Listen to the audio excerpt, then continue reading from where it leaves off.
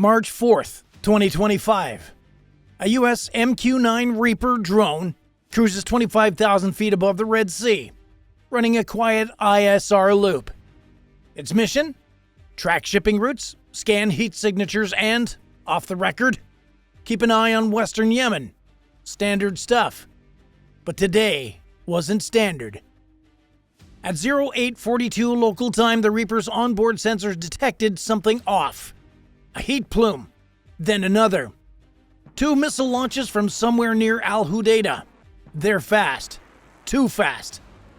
The Reaper deploys flares. Classic decoy move. No dice. 1 missile burns straight through, tracks the engine, and hits home. Boom. $30 million worth of American hardware spirals into the water in a flaming arc. Minutes later, the Houthi rebels post grainy video footage showing flaming wreckage and charred wings. They claim responsibility. Loud, proud, triumphant. Meanwhile, back in Washington, radio silence. The Pentagon refuses to confirm anything. Reporters get a standard line. We're aware of the situation. But out at sea, the real conversation had already started. Because while the Houthis were busy celebrating online, U.S. commanders were watching something else. The live feed the Reaper had sent back before it went dark. Coordinates, thermal data, radar echoes, enough for a playbook. And the moment that drone hit the water, a decision was already made. This wouldn't end with a crash. It would start with one. The drone was hit, but the U.S. wasn't blind, because the Reaper wasn't flying solo that day. Roughly 40 nautical miles northeast, an F-16 from the 421st Fighter Squadron was flying top cover. High altitude, combat loadout, running overwatch on the patrol zone. Nearby, a second MQ-9 loitered further offshore, sweeping for radar emissions. The moment the first Reaper went down, both aircraft caught the heat signature. Missile trail, smoke bloom, then radio chatter. Reaper 2 is down, confirmed impact. From the sky, they could already see the crash point, just off the Yemeni coastline. But that wasn't the part that made the commanders sit up. It was what came next. The Reaper's final transmission didn't just say, "We've been hit." It sent back a full telemetry package. Coordinates of the launch, radar spikes from a nearby battery, and what analysts would later confirm as SA-6 or Syad-class missile emissions. That one final moment, it was gold. While the Houthi video went viral inside CENTCOM, screens were lighting up. The drone's kill confirmed more than just an attack.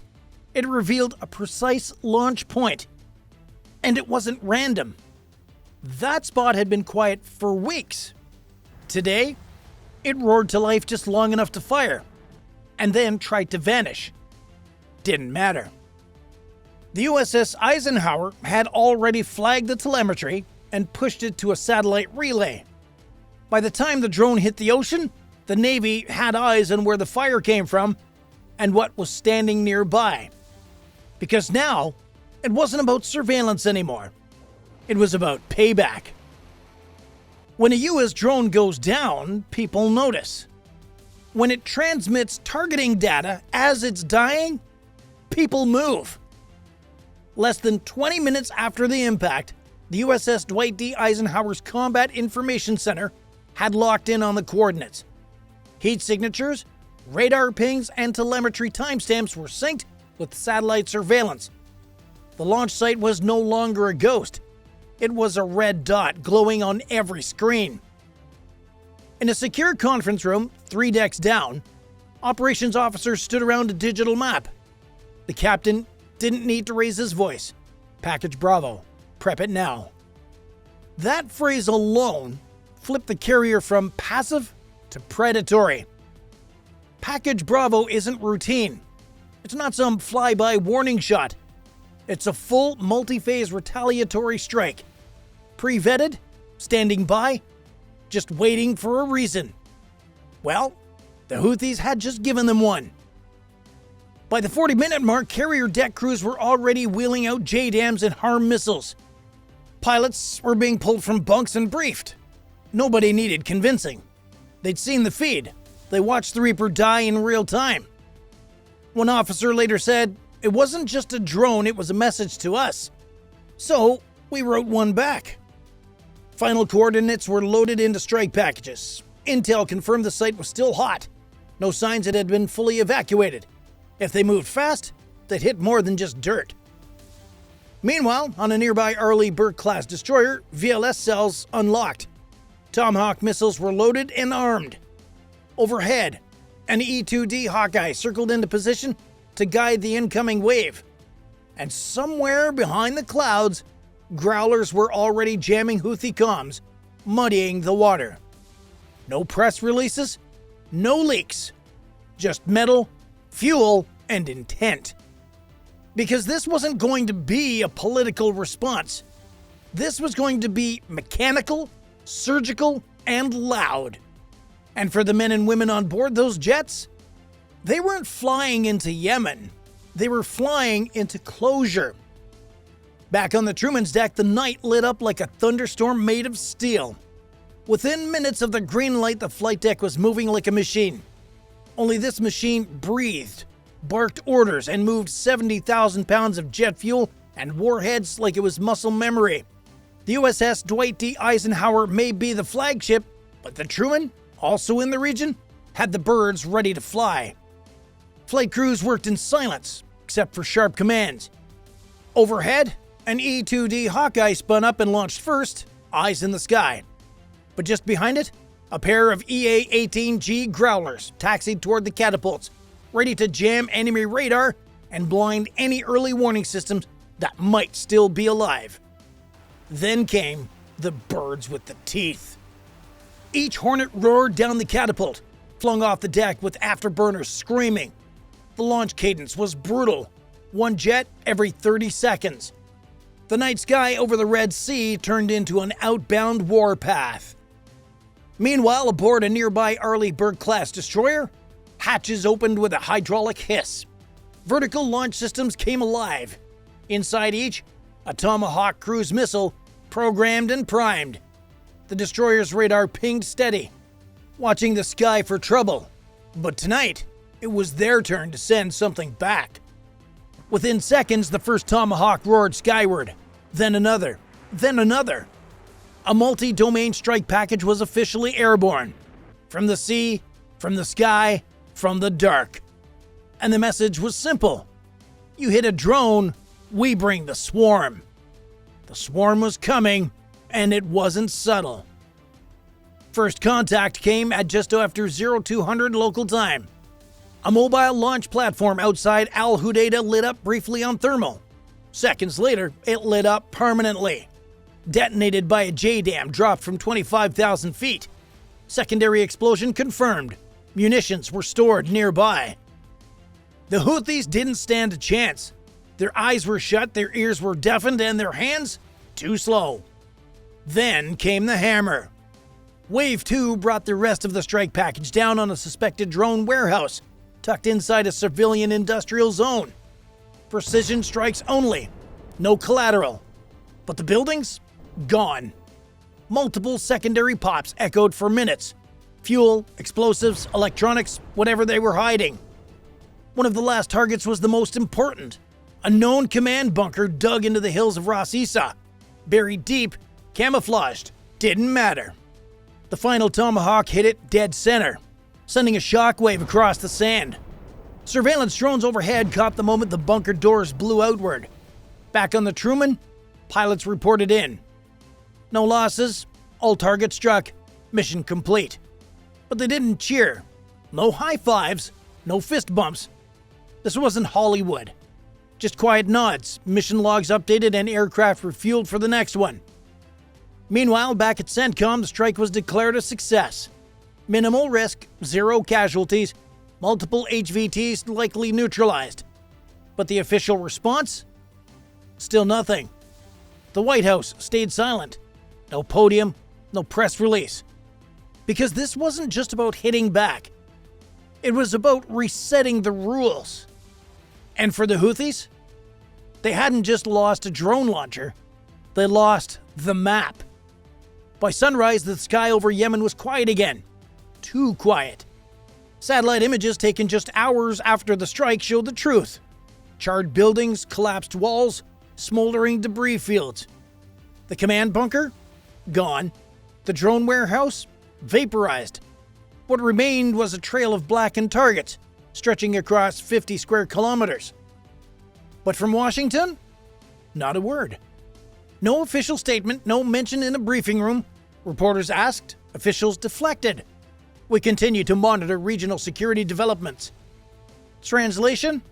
We hit back, hard, and we're not done watching. Meanwhile, in Yemen, the local impact rippled out fast. Witnesses near Al-Hudaydah described a night of explosions that shook the ground like an earthquake. Civilian infrastructure remained untouched, but fear settled in anyway. Everyone knew what the target had been and who had sent the message. The Houthis scrambled to downplay the damage. State-linked media released doctored photos, claiming nothing important was hit, just empty buildings, training areas, routine demolitions. No one bought it. Even Iran's press outlets, normally quick to amplify Houthi victories, went quiet. No victory footage, no propaganda montage, just static. Behind the scenes, intercepts revealed internal panic. Missed communications, orders rerouted, logistics frozen. The strike hadn't just damaged structures, it fractured command flow. And that silence from DC? It was deliberate. Because in war, sometimes words are louder when you don't say them. Letting the images do the talking. Letting the enemy guess if you're done. Or just getting started. But one thing was clear. This wasn't some slap-on-the-wrist response. This was a cold, calculated demonstration. Precision, speed, zero losses. The kind of operation that reminds everyone, especially those hiding behind hills and hashtags, that you don't get a free shot at the US's assets. And if you take one, you better pray it lands, because if it doesn't, what comes next is silence. The kind right before the next boom. Before it fell, the Reaper finished its job. See, what most people forget is that the MQ-9 isn't just a flying camera. It's a full-blown spy platform with eyes sharper than anything you'll ever find on Google Earth. And the one that got hit on March 4th? It saw everything. In the final 90 seconds before impact, it locked in a suspicious radar signature rising near the coast east of Al-Hudaydah. Not the usual low-power emissions you'd expect from surveillance radars. No, this one was high-frequency, short burst, classic for a SAM unit prepping to launch. The Reaper zoomed, pinged, and transmitted. Live. It captured the exact shape of the launch vehicle, heat trails, power signatures, and directional scans, all in real time, all fed straight back to the carrier strike group's intel cell. Even when it knew it was being hunted, the drone kept filming, like a soldier crawling with a radio in hand. And seconds before impact, it offloaded a full imagery burst via satellite uplink. One final data package. Target confirmed, location verified, signature matched to a Syad-2 system, an Iranian-made surface-to-air missile launcher. Boom. The rest, we know. But without that footage, the US strike would have been just a shot in the dark. Instead, it was a scalpel to the chest. Turns out, the drone's final act wasn't a failure. It was a handoff. And thanks to that feed, the follow-up strike didn't just hit something, it hit the right thing. After the strike, something shifted. This wasn't just a mission accomplished, it was a lever pulled deep inside the US military's escalation ladder. Quietly, firmly, and without headlines, the region flipped into a whole new mode. The first move? The rules of engagement. Previously, US forces in the Red Sea operated under strict defensive posture. Don't shoot unless they shoot first. But now, the ROE had a new clause. If it pings, it dies. Any radar signal resembling a fire control system could now be engaged preemptively. Second, the carriers changed how they moved. The USS Dwight D. Eisenhower and the USS Truman began flying round-the-clock CAPs, combat air patrols, layered fighter coverage designed to swarm any threat before it even crosses the coast. At any given moment, at least 2 FA-18s were circling at altitude, armed and ready. Add to that, E-2D Hawkeye scanning from above, and MQ-9 sweeping from below. Third, eyes everywhere. The Navy deployed MQ-4C Triton drones, high-altitude surveillance beasts capable of loitering for over 24 hours. They weren't hunting targets, they were hunting intent. Any heat bloom, any radar click, any shift in convoy routes inside Houthi territory, flagged, tracked, prioritized. Fourth, the launch on detect doctrine. Now that the enemy had proven the willingness to hit U.S. drones with advanced SAMs, the Pentagon authorized a new play. Strike first, ask questions never. No warning shots, no negotiations. If intelligence identified a launch signature or targeting sequence, even before anything left the rails, it was fair game. Fifth, and most quietly, they made it personal. Key Houthi operators, believed to be linked to the drone shootdown, were added to a high-value target list. Mobile teams started watching comms. Signals intelligence started geofencing. The strike had done its job. But now, the real operation had begun. So now the question becomes, was it enough? The drone was avenged, the launch site leveled, protocols updated, but in the bigger picture, did it change anything? The Red Sea is still a war zone, shipping routes are still threatened, and the Houthis? They're bruised but not buried. What's changed is posture. The U.S. is no longer reacting, it's hunting. The Eisenhower and Truman strike groups are now part of a larger chessboard, not just defending sea lanes, but defining them. Every drone strike going forward gets watched. Every launch site gets mapped. Every false radar ping might get answered with steel. But this raises a bigger question, and it's for you, the viewer. If you were in command that night, would you have stopped after one strike? Or would you have doubled down to erase the entire network? Let us know in the comments. Be honest. Be bold. There's no wrong take. Just strategy. Because these aren't just military decisions anymore. They're political, economic, global. Every container ship passing through the Bab el-Mandeb Strait now sails under the shadow of one drone and the promise of 50 missiles in reply. What happens next? That depends on who blinks first. The Houthis took out one drone. What they got in return? A swarm of missiles, shredded launch sites, and a very loud silence from the US government. But here's the thing. This ain't over. Because that MQ-9 wasn't just a drone, it was a signal. A signal that the rules have changed. And that the US Navy isn't here to absorb punches anymore. It's here to end threats before they begin. The Red Sea is now more than just a hotspot. It's a live test zone for modern warfare. ISR drones, smart munitions, electronic jamming, counter-strike doctrine. And the next engagement? It's probably already loading on a carrier deck right now. Because every Houthi radar that blinks could be its last. Every drone launch might be the start of a 24-hour bombing cycle.